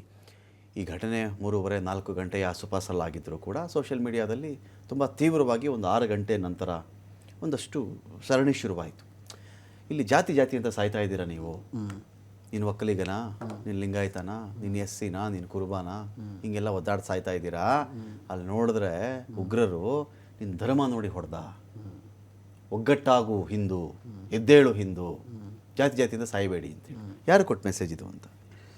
ಇಲ್ಲ, ಇದು ನೋಡಿ, ಒಂದು ಕೆಲವು ಮೂಲಭೂತವಾದಿಗಳು ಯಾವಾಗಲೂ ಈ ಥರ ಸಮಯ ಸಿಕ್ಕಿದಾಗ ಅದನ್ನು ಹೆಂಗೆ, ಅಥವಾ ತಮ್ಮ ಅಜೆಂಡಾಗಳಿಗೆ ಹೆಂಗೆ ಇದನ್ನು ಉಪಯೋಗಿಸ್ಕೋಬೇಕು ಆ ರೀತಿ ಉಪಯೋಗಿಸ್ಕೊತಾರೆ. ಅದನ್ನು ವಾಟ್ಸಪ್ ಮುಖಾಂತರ ಶೇರ್ ಮಾಡ್ತಾರೆ, ಸೋಷಿಯಲ್ ಮೀಡಿಯಾನ ಉಪಯೋಗಿಸ್ಕೊತಾರೆ. ಕೆಲವರಿಗೆ ಮಿಸ್ಲೀಡಿಂಗ್ ಇನ್ಫಾರ್ಮೇಷನ್ ಕೊಡ್ತಾರೆ, ಕೆಲವರು ಪ್ರಚೋದನೆ ಮಾಡ್ತಾರೆ, ಅವರ ಅಜೆಂಡಾಗಳಿಗೆ ಕೆಲಸ ಮಾಡ್ತಾನೆ ಇರ್ತಾರೆ. ಆದರೆ ಸರ್ಕಾರವಾಗಿ ಅವುಗಳ ಮೇಲೆ ನಿಗಾ ಇಡಬೇಕು. ಅದು ಕೇಂದ್ರ ಸರ್ಕಾರ ಆಗ್ಬೋದು, ರಾಜ್ಯ ಸರ್ಕಾರ ಆಗ್ಬೋದು. ಇವತ್ತು ಕೂಡ BJP ಅಫಿಷಿಯಲ್ ಹ್ಯಾಂಡ್ಲಿಂದ ಒಂದು ರಾಹುಲ್ ಗಾಂಧಿಯ ಫೋಟೋ ಹಾಕಿ, ರಾಹುಲ್ ಗಾಂಧಿ ವಿದೇಶಕ್ಕೆ ಹೋದಾಗೆಲ್ಲ ಈ ಥರ ಭಾರತದಲ್ಲಿ ಅಟ್ಯಾಕ್ ಆಗ್ತದೆ ಅಂತೇಳಿ ಒಂದು ಟ್ವೀಟ್ ಮಾಡಿದ್ದಾರೆ. ಓಕೆ. ಅದು ಏನು ಮೆಸೇಜ್ ಕೊಡ್ತದೆ? ಮೋದಿನೂ ವಿದೇಶದಲ್ಲೇ ಇದ್ರಲ್ಲ. ಅದೇ ಮೋದಿನೂ ವಿದೇಶದಲ್ಲೇ ಇದ್ದರು, ಅಬುದಾಬಿಲಿ ಇದ್ದರು. ಇದು ಏನು ಮೆಸೇಜ್ ಕೊಡುತ್ತೆ ಅಂದರೆ, ಅವರ ಏನು ಬಲಪಂಥೀಯವಾದಿಗಳಿದ್ದಾರೆ, ಯಾರು ತೀವ್ರಗಾಮಿಗಳಿದ್ದಾರೆ ಅದರೊಳಗೇನು ಕೂಡ ಅದರೊಳಗೆ ತೀವ್ರತೆ ಇರೋರು ಇದ್ದಾರೆ. ಅವ್ರಿಗೆ ದೇಶದಲ್ಲಿದ್ದರು, ಯಾರು ದೇಶದಲ್ಲಿ ಇರಲಿಲ್ಲ, ಇಲ್ಲ ಮ್ಯಾಟ್ರ್ ಆಗಲ್ಲ. ಇಂಥ ಸಮಯ ಬಂದಾಗ ನಾವು ಕಂಡಮ್ ಮಾಡಿ ಎಸ್ ಅ ವಿರೋಧ ಪಕ್ಷಗಳಾಗಿ ಎಂಟೈರ್ ಇಂಡಿಯಾ ಬ್ಲಾಕ್, ಇಡೀ ದೇಶದಲ್ಲಿ ಎಲ್ಲ ಪಕ್ಷಗಳು ಕೂಡ ಸರ್ಕಾರ ಜೊತೆಗೆ ನಾವಿದ್ದೇವೆ, ಸತ್ತವರ ಕುಟುಂಬದ ಜೊತೆಗೆ ನಾವಿದ್ದೇವೆ, ದೇಶ ಒಂದಾಗಿದೆ, ನಾವೆಲ್ಲ ಸೇರಿ ಇದನ್ನ ಹಿಮ್ಮೆಟ್ಟಿಸಬೇಕು, ಮುಂದೆ ಮರುಕಳಿಸಿದಂಗೆ ಏನು ಮಾಡ್ಬೋದು ನಾವು ಅದನ್ನು ಕುತ್ಕೊಂಡು ಚರ್ಚೆ ಮಾಡಬೇಕು ಅಂತ ನಾವೆಲ್ಲ ಒಂದು ಸಂದೇಶ ಕೊಟ್ಟಿದ್ದಾರೆ. ಅಲ್ಲಿ ಜಾತಿ ವಿಷಯಕ್ಕೆ ಬಂದು ಅದನ್ನ ಹೇಳ್ತಿಲ್ಲ, ಅದನ್ನೇ ಜಾತಿ ಅಂತ ಒದ್ದಾಡ್ತಾ ಇದ್ದೀರಾ, ಯಾರಿಗೋ ಕೊಟ್ಟಿರೋ ಮೆಸೇಜ್ ಆಯಿತು. ಇದನ್ನು ನಾನು ಹೇಳ್ತೇನಲ್ಲ, ಆ ಬಲಪಂಥೀಯವಾದಿಗಳು ಅಥವಾ ಮೂಲಭೂತವಾದಿಗಳು ತಮ್ಮ ಅಜೆಂಡಾಗಳನ್ನ ಹಿಡಿದು ಅಂದರೆ ಇಲ್ಲಿ ಅದನ್ನು ಧರ್ಮದ ಕಡೆ ತಿರುಗಿಸ್ಬೇಕು ಅಂತ. ಓಕೆ, ನೀವೆಲ್ಲ ಒಟ್ಟಾಗಿ ಇನ್ನೊಬ್ಬರ ಮೇಲೆ ಬೀಳಿ, ಆ ರೀತಿ ಮಾಡೋಕ್ಕಾಗಲ್ಲ. ಅದು ಮಾನಸಿಕ ಸ್ವಾಸ್ಥ್ಯವನ್ನ ಹಾಳು ಮಾಡಬಾರ್ದು. ಮಾನಸಿಕ ಸ್ವಾಸ್ಥ್ಯ ಹಾಳು ಮಾಡ್ತಾರೆ, ಹಾಳು ಮಾಡ್ಕೊಂಡಿದ್ದಾರೆ ಕೆಲವರು. ಸಮಾಜ ಸ್ವಾಸ್ಥ್ಯವನ್ನ ಹಾಳು ಮಾಡ್ಲಿಕ್ಕೆ ಈ ಪ್ರಯತ್ನ ಥರ ಹೊಡೆದಿರೋರು ಏನು ಮಾಡಬೇಕು ಅಂತ ಹೇಳ್ತೀರಿ ನೀವು? ಹಿಂಗೆಲ್ಲ ಸಾಯಿಸಿದಾರಲ್ಲ, ಜನಗಳು ಸಾಯಿಸಿದಾರಲ್ಲ. ಅದನ್ನ ನಾನು ಹೇಳ್ತಾರೆ, ಈ ಟೆರರಿಸ್ಟ್ಗಳನ್ನ ನಿರ್ನಾಮ ಮಾಡಬೇಕು. ಅದು ನಮ್ಮ ದೇಶದ ಕಾಶ್ಮೀರದಲ್ಲಿ ಇರಲಿ, ಇಲ್ಲ ಪಕ್ಕದ ದೇಶದ ಬೆಂಬಲ ಇರಲಿ, ಸರ್ಕಾರದ ಬೆಂಬಲದಿಂದ, ಪಾಕಿಸ್ತಾನದ ಬೆಂಬಲದಿಂದ ಆಗ್ತಾ ಇರ್ಬೇಕಾದ್ರೆ ಅವರು ಅಂತಾರಾಷ್ಟ್ರೀಯ ಮಟ್ಟದಲ್ಲಿ ನೀವು ಯಾವ ರೀತಿಯಾಗಿ ನೀವು ವಿದೇಶಾಂಗ ನೀತಿಗಳ ಮುಖಾಂತರ ಅವ್ರ ಕಟ್ಟೆ ಹಾಕ್ತೀರಾ? ಪ್ರಥಮ 50 ವರ್ಷಗಳ ಕಾಲದಲ್ಲಿ ಯಾರಾದ್ರೂ ಇಂಡಿಯಾದ ಪ್ರೈಮ್ ಮಿನಿಸ್ಟರ್ ಪಾಕಿಸ್ತಾನಕ್ಕೆ ಹೋಗಿ ನೋಡಿದ್ರಾ ನೀವು? ಅದು ನೀವು ನೆಹರುವಿಂದ ಹಿಡಿದು ರಾಜೀವ್ ಗಾಂಧಿಯಿಂದ ಹಿಡಿದು PV ನರಸಿಂಹರಾವ್ ಅವರು, ದೇವೇಗೌಡರು ಯಾರಾದ್ರು ಪಾಕಿಸ್ತಾನಕ್ಕೆ ಹೋಗಿದ್ರಾ? ನಾವು ವಿದೇಶಾಂಗ ನೀತಿ ಹೆಂಗೆ ಇಟ್ಕೊಂಡಿದ್ವು ಅಂದರೆ ಇಡೀ ಪ್ರಪಂಚದಲ್ಲಿ ಅವ್ರನ್ನ ಕಟ್ಟಿ ಹಾಕ್ಲಿಕ್ಕೆ ಪ್ರಯತ್ನ ಮಾಡಿದ್ವಿ. ನಮ್ಮ ಈಗಿನ ಪ್ರಧಾನಮಂತ್ರಿಗಳು ಮಾತ್ರ ಇನ್ವೈಟೇಷನ್ ಇಲ್ದಲೇ ನೇರವಾಗಿ ಹೋಗ್ಬಿಟ್ರು ಅವ್ರ ಮನೆಗೆ, ಯಾವುದೋ ಒಂದು ಕಾರ್ಯಕ್ರಮಕ್ಕೆ, ಪಾಕಿಸ್ತಾನ ಪ್ರಧಾನಮಂತ್ರಿ ಮನೆಗೆ ನೇರವಾಗಿ. ಅಲ್ಲಿ ಏನಾಯ್ತು ಅಂದರೆ ಅವ್ರಿಗೆ ಒಂದು, ನಾವು ಕಟ್ಟಿ ಹಾಕಿದ ಇಲ್ಲಿವರೆಗೂ ಇವ್ರು ಬೇರೆ ಥರ ಬಾಂಧವ್ಯ ಇದೆ ಬಿಡಿ, ಆ ಥರ ಅಂತಾರಾಷ್ಟ್ರೀಯ ಮಟ್ಟದಲ್ಲಿ ಆ ಒತ್ತಡ ಕಡಿಮೆ ಆಯ್ತದು. ಆ ರೀತಿ ಆಗಬಾರ್ದು. ವಿದೇಶಾಂಗ ನೀತಿ ನೋಡಬೇಕು ನಾವು, ರಕ್ಷಣಾ ನೀತಿ ನೋಡಬೇಕು ನಾವು, ಗಡಿಗಳನ್ನ ಕಾಪಾಡಬೇಕು. ಇಲ್ಲಿ ಜಾತಿ ಧರ್ಮ ಬರೋದಿಲ್ಲ. ಭಯೋತ್ಪಾದಕರು ಅವ್ರನ್ನ ನಿರ್ನಾಮ ಮಾಡಬೇಕು. ಒಂದು. ಎರಡನೇದು, ಇಲ್ಲಿರ್ತಕ್ಕಂಥ ಆಳೋ ಸರ್ಕಾರ ಯಾವುದೇ ರೀತಿಯಾಗಿ ಈ ತರದ ಮಿಸ್ಲೀಡಿಂಗ್ ಇನ್ಫಾರ್ಮೇಷನ್ ಸ್ಪ್ರೆಡ್ ಆಗ್ಲಿಕ್ಕೆ ಬಿಡಬಾರ್ದು. ಶಿವಲಿಂಗ ಮಾತಾಡ್ತಾ ಇದ್ರು, ಬಾಂಗ್ಲಾ ಎಫೆಕ್ಟ್ ಇದೆ, ಪಾಕಿಸ್ತಾನದ ಎಫೆಕ್ಟ್ ಇದೆ, ಅಮೆರಿಕದ ಎಫೆಕ್ಟ್ ಇದೆ, ಇದರಲ್ಲಿ ಸೌತ್ ಏಷ್ಯಾದಲ್ಲಿ ದುರ್ಬಲ ಮಾಡ್ಬೇಕು ನಾವು. ಅಮೆರಿಕದ ಟ್ರಂಪ್ ದಿನಕ್ಕೊಂದು ನೀತಿಗಳು ಮಾಡ್ಕೊಂಡು ಒಂಥರ ಒದ್ದಾಟ. Is very highly responsible person, citizen. ಅದಕ್ಕಾಗಿ ಅವ್ರು ಗಮನಿಸ್ತಾ ಇದ್ದಾರೆ ಅವರು. ಅಂತಾರಾಷ್ಟ್ರೀಯ ಮಟ್ಟದಲ್ಲಿ ಏನಾಗ್ತಾ ಇದೆ, ಅದು ಭಾರತ ಮೇಲೆ ಏನು ಇಂಪ್ಯಾಕ್ಟ್ ಆಗ್ಬೋದು ಅವ್ರು ಚೆನ್ನಾಗಿ ಹೇಳ್ತಾ ಇದ್ದಾರೆ. ಇದು ಕೇಂದ್ರ ಸರ್ಕಾರಕ್ಕೆ ಅರ್ಥ ಆಗಲ್ವಾ? ಕೇಂದ್ರ ಸರ್ಕಾರಕ್ಕೆ ತಮ್ಮ ನೀತಿಗಳಿಲ್ವಾ ಅವಕ್ಕೆ? ನಾವು ಮುಂಚೆಯಿಂದ ಹೆಂಗ್ ಮಾಡ್ತಿದ್ವಿ, ಅಲಿಪ್ತ ನೀತಿ ನಮ್ದು. ಅಲಿಪ್ತ ನೀತಿ ಅಂದ್ರೆ ನಾವು ಯಾರ ಪರವಾಗಿಲ್ಲ. ನಾವು ಅಲ್ಲಿ ಉಕ್ರೇನ್ ಆಗ್ಲಿ, ರಷ್ಯಾ ಯುದ್ಧ ಮಾಡ್ತಾರೆ, ನಾವು ಒಬ್ರು ಪರ ಒಬ್ರು ವಿರೋಧ ಇಲ್ಲ. ನಾವು ಅಲ್ಲಿ ಪಾಕಿಸ್ತಾನ ಆಗ್ಬೋದು, ಇಸ್ರೇಲ್ ಆಗ್ಬೋದು, ವಿರೋಧ ಇಲ್ಲ ನಾವು. ಆದ್ರೆ ಮಾನವತೆಯ ಪರವಾಗಿದ್ದೇವೆ ನಾವು. ಇಬ್ರಿಗೂ ನಿಮ್ಗೆ ಮೆಡಿಕಲ್ ಅಸಿಸ್ಟೆನ್ಸ್ ಬೇಕಾದ್ರೆ ನಾವು ಮೆಡಿಕಲ್ ಅಸಿಸ್ಟೆನ್ಸ್ ಎರಡು ದೇಶಕ್ಕೂ ಕಳಿಸ್ತೀವಿ ನಾವು. ಆ ತರ ಕೆಲಸವನ್ನ ಮುಂಚೆಯಿಂದನೂ ಮಾಡ್ಕೊಂಡ್ ಬಂದಿದೀವಿ, ಇವಾಗ್ಲೂ ಮಾಡ್ತಾ ಇದೀವಿ. ಆದ್ರೆ ಈಗಿನ ನೇರವಾಗಿ ಸರ್ಕಾರ ಪ್ರಮೋಟ್ ಮಾಡದಲ್ಲಿದ್ರು ಕೂಡ ಈ ಕೆಲವು ಅವರ ಬೆಂಬಲಿಸಕ್ಕೆ ಜನಗಳು ಇದಾರಲ್ಲ, ಸ್ವಲ್ಪ ಸೆಲೆಬ್ರಿಟಿ ಜನಗಳಿದ್ದಾರೆ ಅವ್ರನ್ನ ಬೆಂಬಲಿಸಕ್ಕೆ, ಬಿಜೆಪಿ ಬೆಂಬಲಿಸಲಿಕ್ಕೆ, ಅವ್ರು ನೇರವಾಗಿ ನಾವು ಇಸ್ರೇಲ್ ಪರ ಇದ್ದೇವೆ ಅಂತ ಹೇಳೋದು, ನಾವು ನೇರವಾಗಿ ರಷ್ಯಾ ಪರವಾಗಿದ್ದೀವಿ ಅಂತ ಹೇಳೋದು, ಈ ತರದ ಅಂತಾರಾಷ್ಟ್ರೀಯ ಮಟ್ಟದಲ್ಲಿ ನಡೀತಾ ಇದೆ. ಅಲ್ಲಿ ತಡಿಬೇಕಾದವರು ಆಂತರಿಕವಾಗೂ ಅಷ್ಟೇ, ಬಾಹ್ಯವಾಗೂ ಅಷ್ಟೇ ಕೇಂದ್ರ ಸರ್ಕಾರದ ಹೊಣೆಗಾರಿಕೆ. ಇವತ್ತು ಕೂಡ ಏನಾಗಿದೆ ಇಲ್ಲಿವರೆಗೆ ಹೊಣೆಗಾರಿಕೆ ತಗೋಬೇಕಾಗ್ತದೆ. ನಾವು ಹೇಳ್ಬೋದು, ನಾವು ನಿಜವಾಗ್ಲೂ ಸಂತಾಪದಲ್ಲಿದ್ದೀವಿ, ಹೌದು, ನಾವು ಒಟ್ಟಾಗಿದ್ದೀವಿ. ಮೋದಿ ಅವರು ಮೀಟಿಂಗ್ ಮಾಡ್ತಾ ಇದ್ದಾರೆ, ಅಮಿತ್ ಶಾ ಅವರು ಇಮಿಡಿಯೇಟ್ ಆಗಿ ರಶ್ ಆದ್ರು, ಆ ಸ್ಪಾಟ್ಗೆ ರಶ್ ಆದ್ರು, ಇಮಿಡಿಯೇಟ್ ಆಗಿ ಅಮಿತ್ ಶಾ ಅವರಲ್ಲಿ ಹೋದ್ರು. ಇನ್ನೇನು ಮಾಡಬಹುದು ಮ್ಯಾಕ್ಸಿಮಮ್? ನೀವು ಒಂದು ನೋಡಿ, ಒಂದು ಮಾಹಿತಿ ಹೇಳ್ತೀನಿ. ಈ ದೇಶದಲ್ಲಿ ಒಬ್ಬರು ಅತ್ಯಂತ ಹಿರಿಯ ಪತ್ರಕರ್ತ ಒಬ್ಬ ಪಾಕಿಸ್ತಾನಕ್ಕೆ ಹೋಗಿ ನಮಗೆ ಬೇಕಾಗಿರೋ ದ ಮೋಸ್ಟ್ ವಾಂಟೆಡ್ ಟೆರರಿಸ್ಟ್ನ ಹೋಗಿ ಭೇಟಿ ಮಾಡಿ ಫೋಟೋ ಹೊಡ್ಕೊಂಡು ಬರ್ತಾನೆ. ನಿಮ್ಗೆ ಗೊತ್ತಾಗಿದೆ, ಅದು ಮೋದಿಯವರಿಗೆ ಭಾಳ ಆಪ್ತ ಪತ್ರಕರ್ತ. ಅದು ಎಷ್ಟು ವೈರಲ್ ಆಯಿತು, ಎಷ್ಟು ಚರ್ಚೆ ಆಯಿತು ಅಂತ. ಇದು ನಮ್ಮದು ಒಂದು ಒಳ್ಳೆಯ ನೀತಿ ಅಲ್ಲ, ವಿದೇಶಾಂಗ ನೀತಿ ಅಲ್ಲ. ಇಂಥವು ಆಗಬಾರದು. ಅವಾಗ ಈಗ ಇದಾಗಿದೆಯಲ್ಲ, ಇದನ್ನು ನಾವು ನೇರವಾಗಿ ಕಂಡಮ್ ಮಾಡ್ತೀವಿ. ಒಂದು. ಎರಡನೇದು, ಸರ್ಕಾರದ ಪರವಾಗಿ ನಿಂತಿದ್ದೀವಿ. ಮೂರನೇದು, ಹೊಣೆಗಾರಿಕೆಯನ್ನು ಕೂಡ ನಾವು ಹೊರಿಸ್ಕೋಬೇಕಾಗ್ತದೆ, ಯಾರಾದರೂ ಒಬ್ರು ತಗೋಬೇಕಾಗ್ತದೆ. ಕೇಂದ್ರ ಸರ್ಕಾರ ತಗೊಳ್ಳಲ್ಲ ಹೊಣೆಗಾರಿಕೆಯನ್ನ. ಇಲ್ಲ, ಇದು ಟೆರರಿಸ್ಟ್ಗಳು ಇದ್ದಾರೆ, ಅವ್ರನ್ನ ನಿಗ್ರಹ ಮಾಡಕ್ಕೆ ತಾನೇ ಇರೋದು ಆರ್ಮಿ ಇರೋದು. ಈಗ ಕರ್ನಲ್ ಏನ್ ಹೇಳಿದ್ರು, ಅಲ್ಲಿ ಇಂಟೆಲಿಜೆನ್ಸ್ ಫೇಲ್ಯೂರ್ ಇದೆ, ನೀವು ಆರ್ಮಿ ಮೆನ್ ಅಲ್ಲಿ ಜಾಸ್ತಿ ಮಾಡಬೇಕಾಗಿದ್ರೆ ಕಡಿಮೆ ಮಾಡಿದ್ರೆ ನೀವು ಅಗ್ನಿವೀರ್ ಬಗ್ಗೆ ಎಷ್ಟು ರಿಕ್ರೂಟ್ ಆಗಿದೆ ಕಳೆದ 5 ವರ್ಷಗಳಲ್ಲಿ ದೇಶದಲ್ಲಿ ಆರ್ಮಿಗೆ ಎಷ್ಟು ಜನ ಜಾಯ್ನ್ ಆಗಿದ್ದಾರೆ, ಅವ್ರಿಗೆ ಎಷ್ಟು ವೆಪನ್ ಸಿಕ್ಕಿದೆ, ಯಾವ್ದಾರು ಹಳೆ ಹೊಸ ವೆಪನ್ಗಳು ಸಿಕ್ಕಿದೆಯಾ ಅವ್ರಿಗೆ ಹೊಸ ರಿಕ್ರೂಟ್ ಮಾಡಿದ್ದೀರಾ, ಅವ್ರಿಗೆ ಟ್ರೈನಿಂಗ್ ಆಗ್ತಾ ಇದೆಯಾ? ಜನ ಯಾಕೆ ಜಾಸ್ತಿ ಆಗಿಲ್ಲ ಅಲ್ಲಿ? ಕಾಶ್ಮೀರ ಅನ್ನೋದು ಒಂದು ಸಂಕೀರ್ಣ ಹೊಂದಿರತಕ್ಕಂಥ ಪ್ರದೇಶ. ಆ ಸಂಕೀರ್ಣತೆಯನ್ನ ನಾವು ಮನಗಂಡು ಕೇಂದ್ರ ಸರ್ಕಾರ ಅಲ್ಲಿ ಆರ್ಮಿ ಮೆನ್ ಜಾಸ್ತಿ ಮಾಡಿದೀವಿ ಅಂತಂದ್ರೆ ಮಾಡಬೇಕು. ಈ ಜನಗಳ ರಕ್ಷಣೆ ಯಾರು ಹೊಣೆಗೆ ತಗೋಬೇಕಲ್ಲ? ಶಿವಲಿಂಗನವ್ರ, ಈಗ ನಮ್ದಿಲ್ಲಿ ಏನು ಪ್ರಶ್ನೆ ಅಂತ ಹೇಳಿದ್ರೆ, ಇಂಥ ಜನಗಳಿಗೆ ಒಂದು ಸೇಫ್ ಫೀಲ್ ಕೊಡೋದು ಯಾರು ಹೊಣೆ? ಈಗ ಸರ್ಕಾರ, ಇದು ಇಂಟೆಲಿಜೆನ್ಸ್. ನೀವು ಯಾವುದೇ ದೊಡ್ಡ ಪುಲ್ವಾಮಾ 44 ಜನ ಸೈನಿಕರು ಹೊರಟೋದ್ರು, ಬಾಂಬ್ ಬ್ಲಾಸ್ಟ್ ಮಾಡಿಬಿಟ್ರು, KG ಗಟ್ಟಲೆ ಆ ಸ್ಫೋಟಕ ವಸ್ತು ಅಲ್ಲಿ ಹೆಂಗಪ್ಪ ಬಂತು, ಕಾರ್ ಹೆಂಗಪ್ಪ ಬಂತು ಅಂದರೆ ಯಾರ ಬಳಿ ಉತ್ತರ ಇಲ್ಲ. ಸಾವಿರಾರು ಪುಟಗಳ ಚಾರ್ಜ್ ಶೀಟನ್ನು ಬರೆದಿದ್ದೆ 2019ರಲ್ಲಿ. ಏನು ಪುಟಗಟ್ಟಲೆ ಚಾರ್ಜ್ ಶೀಟ್ ಬರೆದಿದ್ದೆ. ಇಂಥವ್ರ ಮನೇಲಿ ಮೀಟಿಂಗ್ ಆಯಿತು, ಇಂಥ ಕಡೆ ಬಂದಿದ್ದ, ಕಾರ್ ಇವನು ಸಪ್ಲೈ ಮಾಡ್ದ, ಕಾರ್ಗೆ ಇವನು ಮದ್ದು ತುಂಬದ, ತಂದಿಲ್ಲಿ ಸಿಡಿಸಿದ್ರು, ಎಲ್ಲ ಆಯಿತು. ನೀವು ಪುಲ್ವಾಮಾ ಬಗ್ಗೆ ನಾವು ಸರಿಯಾಗಿ ಇವತ್ತು ಉತ್ತರ ಕೊಟ್ಟಿದ್ದೀವ ಅಂತ? ಪುಲ್ವಾಮಾಗೆ ನಮ್ಮ ಆನ್ಸರ್, ಭಾರತದ ಆನ್ಸರು ನಿಮಗೆ ತೃಪ್ತಿ ಇದೆಯಾ ಇವತ್ತರೆಗೂ ನಾವು ಕೊಟ್ಟಿರೋ ಆನ್ಸರ್? ಉತ್ತರ ಕೊಡೋದು ಬರೋಲ್ಲ. ನೀವು ಹೇಳೋದು ಬಾಲಾಕೋಟ್ ಅಟ್ಯಾಕ್ ನಾವು ಮಾಡಿದ್ದ ವಿಷಯ ಹೇಳ್ತಿದ್ದೀರಾ. ಪುಲ್ವಾಮಾ ಆದಮೇಲೆ ಆಗಲಿಲ್ಲ Balakot. That was response to that army ಒಂದು ಯೂನಿಟ್ ನೈಟಲ್ಲಿ ಹೋಗಿ ಪುಲ್ವಾಮಾಗೆ ನಾವೇನು ಅಂತೂ ರಿಪ್ಲೈ ಕೊಡಲಿಲ್ಲ ಅನಿಸುತ್ತೆ. ಎಲ್ಲಿ ನಮ್ಮ ಬಿಹಾರ್ ರೆಜಿಮೆಂಟ್ 17 ಜನ ಏನೋ ಈಗ ನಾನು ಉತ್ತರ ಕೊಡೋದು ಅಂದರೆ ನೀವು ಹೋಗಿ ಯಾರನ್ನೋ ಹಿಡಿದುಬಿಡಿ, ಹೊಡೆದುಬಿಡಿ, ಅಲ್ಲಿಗೆ ನೀವು ಶೂಟ್ ಮಾಡಿಬಿಡಿ, ಇದೆಲ್ಲ ನಾನು ಉತ್ತರ. ಯಾರನ್ನ ಹಿಡಿದ್ರ ನೀವು? ಅಂತಾರಾಷ್ಟ್ರೀಯ ನ್ಯಾಯಾಲಯಗಳ ಮುಂದೆ ಅಂತಾರಾಷ್ಟ್ರೀಯ ಮಟ್ಟದಲ್ಲಿ ಪಾಕಿಸ್ತಾನನ ಇದು ಕೃಪಾಪೋಷಿತದಲ್ಲಿ ತಾನೇ ನಡೀತಾ ಇರೋದು, ಕೃಪಾಪೋಷಿತ ಇಟ್ಕೊಂಡೇ ತಾನೇ ಮಾಡ್ತಿರೋದು. ನೀವು ಪಾಕಿಸ್ತಾನವನ್ನು ಬೆತ್ತಲು ಮಾಡಿದ್ರ? ಹೇಳೋದಾಯ್ತು, ಚಾರ್ಜ್ ಶೀಟ್ ಬರೆದಿದ್ದಾಯಿತು, ಎಲ್ಲಿ ಏನಾಯ್ತು ಆಮೇಲೆ? What next? ಸೈನಿಕರು ಸತ್ತೋರು ನಮ್ಮವರು, ಅಂಥದಕ್ಕೆ ಉತ್ತರ ಕೊಟ್ಟಿದ್ರೆ ಇಂಥದ್ದು ಆಗ್ತಿರ್ಲಿಲ್ವಾ ಅಂತ ನಾನು ಕೇಳ್ತಿರೋದು. ಅಂತಾರಾಷ್ಟ್ರೀಯ ಮಟ್ಟದಲ್ಲಿ ಈಗ ವಾರ್ ಕ್ರೈಮ್ಸ್ ಬಗ್ಗೆ ಇಂಟರ್ನ್ಯಾಷನಲ್ ಕೋರ್ಟ್ ಆಫ್ ಲಾ ಅಂತ ಎಫೆಕ್ಟಿವ್ ಆಗಿ ಏನು ಮಾಡೋಕ್ಕಾಗ್ತಾಯಿಲ್ಲ. ಈಗ ಉದಾಹರಣೆಗೆ ಉಕ್ರೇನ್ ರಷ್ಯಾ ವಾರ್ ತೊಗೊಳ್ಳಿ, ಏನು ಮಾಡ್ತದೆ? ಏನೂ ಆಗ್ತಾಯಿಲ್ಲ. ನಮ್ಮ commander navy lieutenant commander Yadav ಹಿಡ್ಕೊಂಡಿದ್ದಾರೆ, ಅವ್ರನ್ನ ಇರಾನ್ನಿಂದ ಅವ್ರು ಎತ್ತಾಕೊಂಡ್ಬಂದಿರೋದು. ಇಂಟರ್ನ್ಯಾಷನಲ್ ಕೋರ್ಟ್ ಆಫ್ ಲಾ ಅವ್ರನ್ನ ಬಿಡ್ಸೋಕ್ಕಾಗಲಿಲ್ಲ. ಸೊ ನೀವು ಅವನು ಸಾಫ್ಟ್ ಇದು ಕ್ವಶನ್ಗಳು ಕೇಳ್ತಾ ಇದ್ದೀರಾ. So in international arena such questions are not answered. ನಮ್ಮದು ಟಫ್ನೆಸ್ ತೋರಿಸ್ಬೇಕಾಗುತ್ತೆ ಆನ್ ದ ಗ್ರೌಂಡ್. ಓಕೆ, ಒಂದು ಕರ್ನಲ್ ನಾಗರಾಜ್ ಹೇಳಿದ್ದು ನಾನು ಹೇಳ್ದೆ, force level has gone down, force level should have been more. Okay, ಈಗ ಏನು ನೆನ್ನೆ ಇನ್ಸಿಡೆಂಟ್ಗೆ ಮೇಯ್ನ್ ರೀಸನ್ ಈಗ ಈ ಫೋರ್ಸ್ ಲೆವೆಲ್ನ ನಾಗರಾಜ್ ಅವರು ಹೇಳಿ, ಶಿವಲಿಂಗಯ್ಯ ಅವ್ರು ಹೇಳಿ, ನಟರಾಜ್ ಗೌಡ್ರು ಹೇಳಿ, ನಾವೆಲ್ಲ ಹೇಳಿ ಫೋರ್ಸ್ ಲೆವೆಲ್ಗೆ ಅರ್ಥ ಆಗ್ಬೇಕಾ ಅವ್ರಿಗೆ? ಇಲ್ಲ ಅವ್ರಿಗೆ ಗೊತ್ತಿಲ್ಲದೆ ಏನೋ ಆಗ್ಬಿಡುವಂಥ ಕಥೆಗಳ ಇವೆಲ್ಲ ಅಂತ ಅವರು ಏನೇನೋ ಮಾಡಕ್ಕೆ ಹೋದ್ರು, ಅಗ್ನಿವೀರು ಬೇರೆ ಏನೇನೋ ಎಕ್ಸ್ಪೆರಿಮೆಂಟಲ್ಲಿ ಈ ಪ್ರಾಬ್ಲಮ್ ಆಗಿದೆ, ಒಪ್ಕೋಬೇಕು ಸರ್ಕಾರ.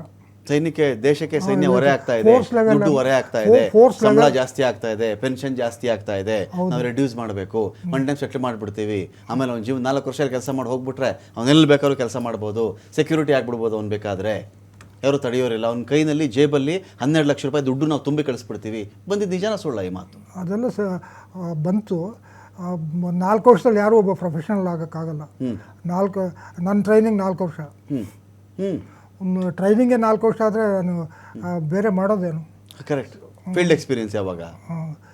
ಸೊ ಅದೆಲ್ಲ ಇದೆ. ನಾನು I don't want to go to that ಏರಿಯಾನ.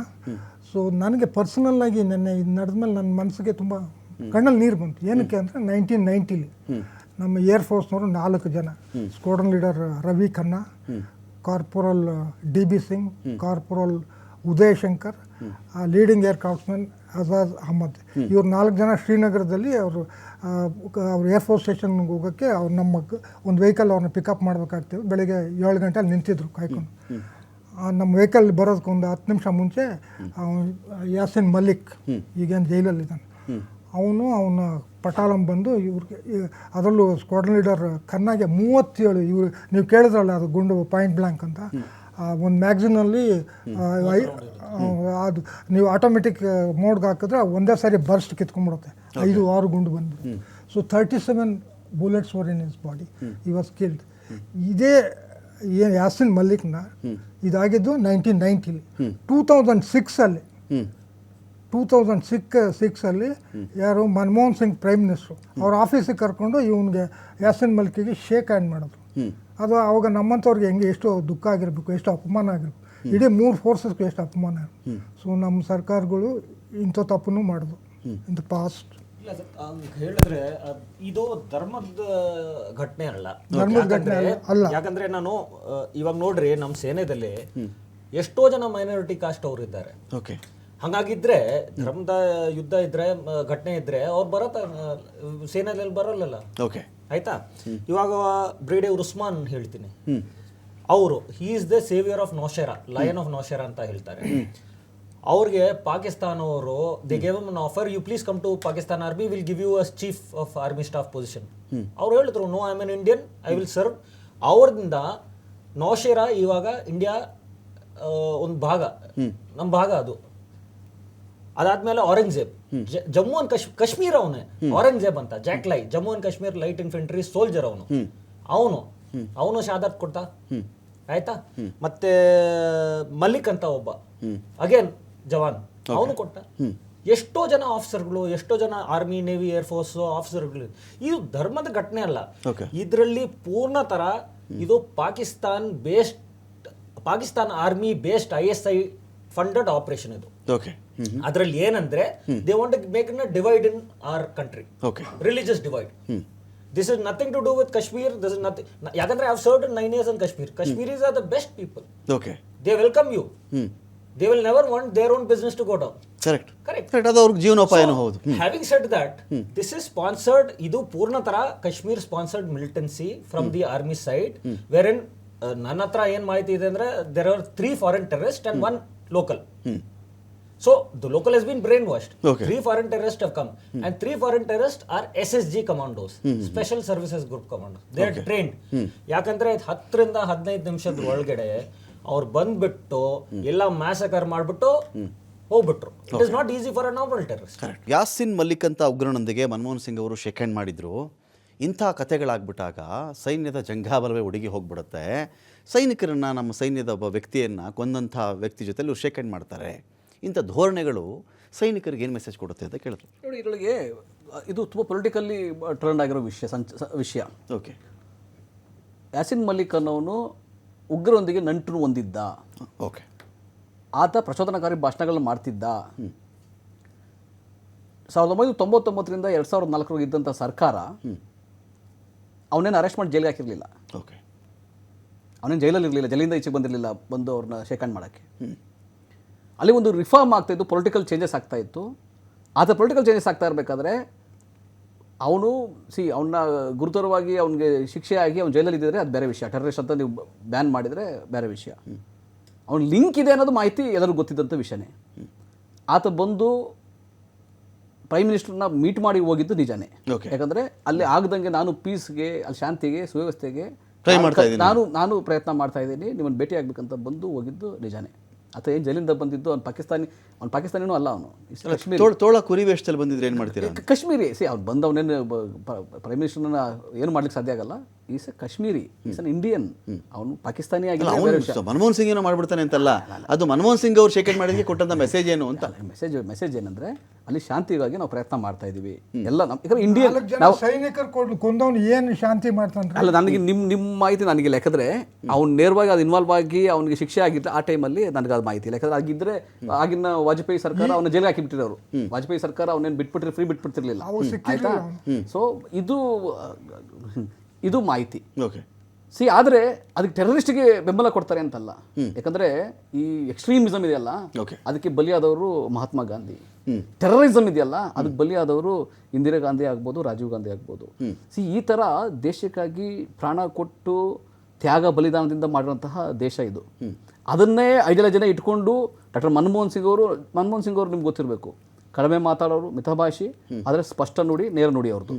ಅವರು ಇಡೀ ಪ್ರಪಂಚದಲ್ಲಿ ನೆಹರು ಬಿಟ್ಟರೆ ಯಾರಾದರೂ ಒಂದು ಒಳ್ಳೆಯ ಹೆಸರು ಭಾರತ ತಂದು ಕೊಟ್ಟು ಅಂದರೆ ಅದು ಮನಮೋಹನ್ ಸಿಂಗ್ ಅವರೇ.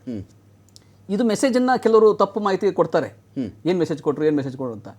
ಶಾಂತಿ ಸುವ್ಯವಸ್ಥೆ ದೇಶದಲ್ಲಿ ಕಾಪಾಡಬೇಕು ಅನ್ನೋದು, ಕಾಶ್ಮೀರದಲ್ಲಿ ಮಾಡಬೇಕು ಅನ್ನೋದು, ಸ್ಟೋನ್ ಪೆಲ್ಟಿಂಗ್ ತಡಿಬೇಕು, ಅಲ್ಲಿ ಜನಗಳಿಗೆ ಉದ್ಯೋಗ ಬರಬೇಕು, ಈ ಥರ ಭಾಳ ವಿಷಯಗಳಿದ್ದು ಅಲ್ಲಿ. ಆ ಸಮಯದಲ್ಲಿ ಗನ್ನಿಂದ ನೀವು ಶಾಂತಿ ಪಾಠ ಮಾಡ್ತೀರಾ, ಇಲ್ಲ ಬರೀ ಮಾತಿಂದಾನೇ ಶಾಂತಿ ಪಾಠ ಮಾಡ್ತೀರಾ? ನೀವು ಎರಡನ್ನೂ ಉಪಯೋಗಿಸ್ಬೇಕು. ಎರಡನ್ನೂ ಪಾಕಿಸ್ತಾನ ನುಗ್ತಾ ಇರ್ತಾನಲ್ಲ, ಆ ಟೆರರಿಸ್ಟ್ಗೆ ನೀವು ಶಾಂತಿ ಪಾಠ ಮಾಡೋಕ್ಕಾಗಲ್ಲ. ಪಾಕಿಸ್ತಾನ ನುಸುಳುಕೋರಿಗೆ, ಭಯೋತ್ಪಾದಕರಿಗೆ ಶಾಂತಿ ಪಾಠ ಮಾಡೋಕ್ಕಾಗಲ್ಲ.